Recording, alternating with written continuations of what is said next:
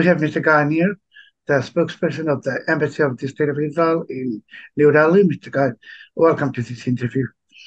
Uh, Thank you. as you know, that as Israel is now continuing its counterterrorism efforts in Gaza, so there are some uh, demands of so-called ceasefire or humanitarian pause by the United States. We know, according to my knowledge, that under international convention, even UN convention, calling for such kind of ceasefire or humanitarian pause is tantamount to war crimes. But when the Western countries are talking about ceasefire or humanitarian pause, the Hamas officials, for example, Ghazi Hamas, recently said that they will be repeating the October 7 program time and again if they get the chance. So, under such scenarios, I mean, how do you evaluate the whole situation? Okay, so I think that the people who are calling for ceasefire are not really understanding the full extent of what happened on October 7th and what happened since October 7th. Asking now for a ceasefire is not understanding the situation. Because right now, if we go to ceasefire, then Hamas is going to get stronger. Hamas is going to refuel. Hamas is going to launch another attack, which they're promising to do. Hamas is going to continue to hold 240 Israeli civilians captive, is going to continue to prevent Palestinian civilians from getting access to the food and water and electricity that Israel is helping them receive. So there is really not only is a ceasefire not going to help the situation, it's going to worsen the situation, both for Israel sides and to the civilians, the Palestinian civilians on the other side. The idea right now is to focus on mitigating Hamas and not enabling it to continue to function, because people who are calling Hamas freedom fighters are really weird people. How can you look at people who are going into people's houses when they're asleep and butchering them to death and saying that these are freedom fighters? How can you see images of women being raped, babies being decapitated, people being burned alive, and saying these are freedom fighters? So we understand that we are facing an enemy that is behaving worse than the Nazis. They're behaving worse than ISIS. We keep saying that this is things that have happened that are Hamas like ISIS, but now we understand that it's much more dangerous than ISIS, and we have to prevent them permanently from being able to orchestrate anything like this again in the future. Because I'll tell you right now, Israel may be fighting this right now, but if Israel doesn't bring these radical people to a stop, to a full stop, this can go on and extend to other countries as well. I promise you. If Israel doesn't stop Hamas, it's not going to stop with Israel. We see radicalization all over the world, and this will continue. We have to bring it to a stop for the safety of Israeli people and for the safety of humankind all over the world. I fully agree with you. Hamas being the mega terror outfit, it's worse than Islamic State or Al Qaeda. And of course, eliminating, annihilating Hamas is the most important issue for this the time moment. It's not only for the security of the state of Israel, but in the future, the patrons of Hamas would use this monster against other Middle Eastern countries, including Saudi Arabia. So Hamas will pose a much bigger threat to the Middle East and even to the world. I mean, it's not like Hamas is only targeting Israel on Jews. Hamas eventually, if it survives, and if it is not completely annihilated right away, it will threaten the world. It will become a monster. And it has already become a monster, and it will become a grave security threat to in the entire world, entire world. Now, what we understand that if we look into the October 7 Hamas program, actually I call it Palestinian terrorist program. So it's not only Hamas, it was Palestinian Islamic Jihad and many other Palestinian terrorist groups, and even, unfortunately, Gazans, they also participated in this program.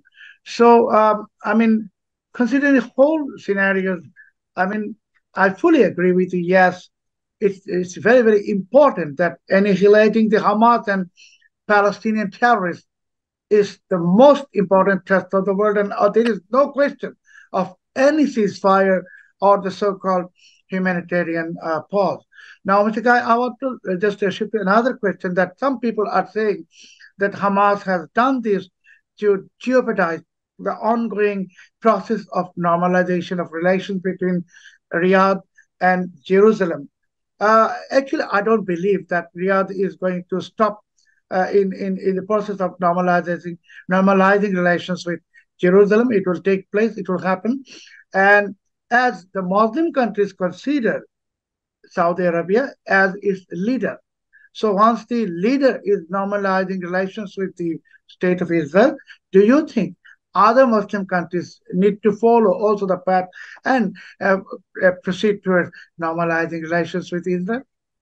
Okay, so I would like to discuss two of the things that you were speaking about. You started off by saying that Hamas is a Palestinian organization, and it's very important for me to make clear to your audience the Palestinian people, the civilization, the citizens are not Israel's enemy. Okay, citizens of Palestine and citizens of Israel, hopefully, we all wish and hope can coexist. Okay, the Palestinians are not enemy. The people who are enemy are the radicalization. On radicalizations, we can see all over the globe, right? But the radicalists are called Hamas, or called Hezbollah, or called Islamic State, or called Al Qaeda. Okay, these people are the enemy. So I don't want your listeners to think, oh, Israel doesn't like Palestinians. Listen, up to October 6th, every day, tens of thousands of Palestinians came into Israel to work. Okay, we welcomed them in. They had working permits. They helped our economy. We helped their economy by providing good salaries. So I don't want anybody to think that Jews hate Palestinians and vice versa. We want to coexist. That's discussing the first thing that you talked about. The second thing is the normalization. Look, people who have been looking at the situation in the Middle East all over the last 3 years have seen a radical change. You know, we have signed the Abraham Accords. We made historic peace with countries that didn't want to acknowledge that Israel was a country. And basically there we saw, and the world saw, that Israel can make peace with Muslim countries. Israel is not the bad guy. Israel wants to make this peace. Muslim countries want to make this peace, and we saw, and both sides saw. Jews saw, hey, some Muslims like us. Muslims saw, hey, some Jews like us. We saw this with the Emirates. We saw this with Bahrain. We saw this with Morocco. And other countries that we had peace with. United Arab Emirates, UAE. Yes. The talks with Saudi Arabia are very important. We hope to reach a wider normalization. Both sides want this, not just Israel. This occurrence on October 7th is taking us a step back, is making this process slow down, stop, until we can resolve it. But I assure you, both sides understand the importance of this normalization, and the same way that same way that you, the same way that the world has seen the normalization process of the last 3 years, another important character that saw this normalization happening is Iran, who saw that this area is beginning to stabilize, and they wanted to destabilize our area. They have their arms, they have their Hamas arm, they have their Hezbollah arm, they have their Houthi arm in Yemen, and they're using all means necessary to destabilize the great work that you've been doing. And I promise you, we're going to continue to stabilize our region, because this is our neighborhood and we don't have any other choice. I want to tell my audience that Israel considers Muslim and non-Muslim, every nation in the world, as their friends, and whenever there is a relationship, normalization of relations between Israel and Muslim countries like Morocco, United Arab Emirates, and non-Muslim, for example, our neighbors, India, Israel has been extremely sincere in further strengthening the relations between the two countries. And Mr. Guy, I would like to emphasize on one point here, that in India, Israel is helping in water management, agricultural sector, and many other sectors. And day by day, Israel-India relations is strengthening and strengthening and strengthening. So I do also see that Israel is doing the same with the Muslim countries, which has already Arab countries who has already normalized relations. For example, the United Arab Emirates, Morocco, and other countries. So this is something that people need to know, that Israel is not an enemy of the Muslim nations. Israel is not the enemy of Muslims or any other religion in the world. Under such scenario, Mr. Gai, that what I want to ask, that there is kind of the hostility towards Israel in the international media, unfortunately. And there are a lot of propagandas going on against Israel by Al Jazeera, for example, and many other Arab and non-Arab media. So how do you see this kind of the hostility of the in media? Okay, you talked about a lot of things. I will address the last one, and if you want me to add more, then I will add later. What we are seeing right now, media-wise, is that the attack is always, and also in this case, is on Israel. You know, Israel can try to do the best that it can, no matter what. The media is going to attack Israel, right? The people are attacking the fact that Israel is defending itself, but those people didn't say a word when thousands of armed Hamas terrorists came into Israel and butchered over 1,400 people. You know, they were silent. But when they see that Israel is defending itself, oh, no, no, no, no. That can't be. Israel does not have the right to defend itself. The things that we're hearing from the media is, you know, sometimes I look at the channels that I'm following, and I'm telling myself, I don't understand the people. How can they be so hypocrite? When the Twin Towers fell, did anybody think that America doesn't have the right to defend itself? 3,000 people died. A bit over 3,000 people died.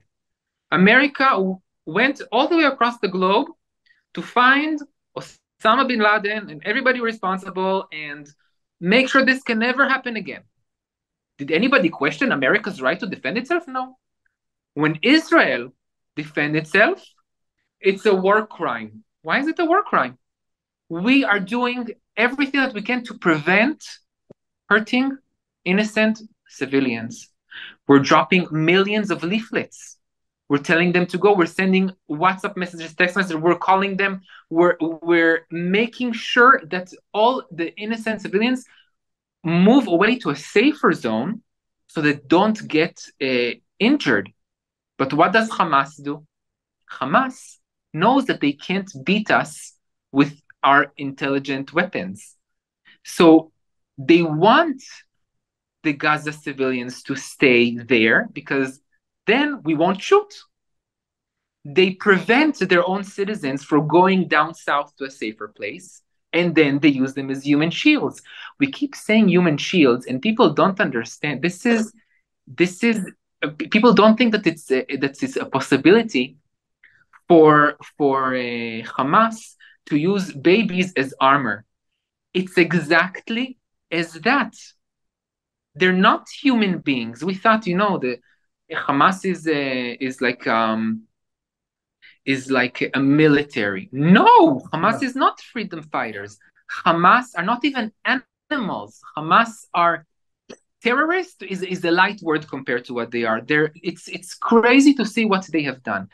And they're crazy to the extent that they're shielding themselves physically with children, babies, with sick people under hospitals. We have proof. With pregnant women. And then Israel it's a difficult place because we know where the terrorists are, but we can't bomb that area because then civilians will die and the world will say, Israel, stop. So we throw down millions of leaflets, go down south. We send text messages, millions of text messages, WhatsApp messages, phone calls to everybody. And Hamas is not letting them go, is holding them at gunpoint physically, shooting at people that are trying to go south and not letting them move so that there will be casualties, because that is the only way that the global influence will be on Israel to stop, because the global see Gaza people are being killed.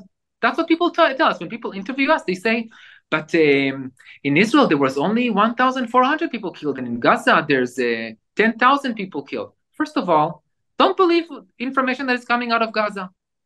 Right now, they say the hospital was attacked by Israel. Tomorrow, we find out that it's not. Right now, they say 10,000 people were killed. Tomorrow, we find that it's 5,000 people that were killed. And the 5,000 people are actually Hamas terrorists and not children. You can't trust information that is coming from Hamas. And people don't understand that. I think I talked enough about this subject. I will let you continue on with your next questions. Yeah, I'd like to, before proceeding to the next, I'd like to tell my audience that during 9/11, 3,000 people were killed. And during October 7, Hamas program was more than 1,400. But if we compare the geographic size of the United States and Israel, so this October 7 Hamas program, the cruelty was far more bigger. At the same time, we have seen the cruelties, barbarism of Islamic State, but we have never seen that they were burning infants or babies. But Hamas has done this. Hamas has even beheaded babies, infants, breastfeeding child. They have put them into ovens. So I mean, Hamas, I cannot even compare Hamas with Islamic State. They're worse than Islamic State, worse than Al Qaeda, and this is a monster that must be annihilated. Before proceeding to the next question, Mr. Guy, I'd like to humbly request you that you have set some photos of the hostage missing people, and you are lighting the candles for their immediate release, hoping for their immediate release. So please light one candle on our behalf, because we are spiritually with you in this ceremony with you in New Delhi. Yes. Now I'd like to ask you another shift to another question. That we are a Muslim country, Bangladesh, with 170 million people. Unfortunately, may not be everyone is very much favorable to the state of Israel or Jews. Under such scenarios, we are continuing as a newspaper for the last 2 decades, more than 2 decades, a newspaper that is telling the truth. We are publishing the truth. It is not. We are not propaganda machine of Israel or anything. We are just telling the truth. What is happening? We are confronting the monsters like Hamas, Al Qaeda, Islamic State, etc.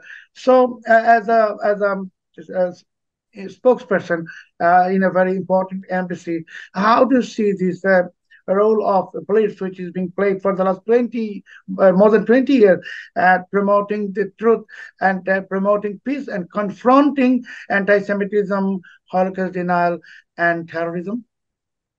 I think that this work is very important. What we're trying to do, I'm an optimist. I hope that other people see it like me. We are trying to bring peace to the world. You know, I'm a diplomat. I'm working in this field because I want to connect between people, between countries. I have lived in the U.S. I've lived in Myanmar. I lived right now in India. I want to tell you that I met Bangladeshi people everywhere. I met I met in Myanmar. I met in India. I met in the U.S. People that love me. Me, I mean the fact that I'm a Jew. They don't care, and I think that the job, the work that you are doing is very important, because I know there's lots of Bangladeshi people that might not say out loud on the street that they want peace with the Jewish country, but inside their heart, they feel it and they see these are people that want good, like we want good. And, you know, one alone maybe is not enough to change a country opinion, but one plus one plus one plus one plus one plus one, we can together make a change. I think you bringing this platform to have people see the people behind the state of Israel, to talk to them. And I invite, if later on in the future they would like to have a Q&A, I can come again and speak and talk to Bangladeshi people. That could be, if they're interested, we could do something like this. I encourage this work because it allows people to see that it's possible, that we do want peace, that we're people just like you, and that we want to live in peace and quiet just like you, and that it's possible. We saw it in the Middle East over the last 3 years, and we're doing everything to make our people safe, as I'm sure that your country would do. Imagine right now if a terrorist organization was launching missiles at your cities. Wouldn't you try to stop them? Of course. This platform allows me to explain in simple words to your audience that, hey, we're just trying to live peacefully in our country, the same way that you would protect yourself. We're protecting ourselves. We're trying to do it with minimum casualties. But we're facing a monster, as you said, that is not letting us make peace. But we are strong, and we're going to find a way to make peace one way or another. I would like to also again remind my viewers that the Hamas mega-terrorist organization, it is actually causing also tremendous damage also to the Palestinian people. As Mr. Gainer said, that they are not against Palestinian people. They're fighting terrorism. And this terrorism is causing harm to Palestinians themselves and the people in the Middle East and everywhere in the world. Actually, this is a monster growing up and with the international help from Iran, Qatar, and some other countries. So it is not only Israel is defend. What if Israel is doing is self-defense. Israel is doing something for the sake of security of the Middle East and the world.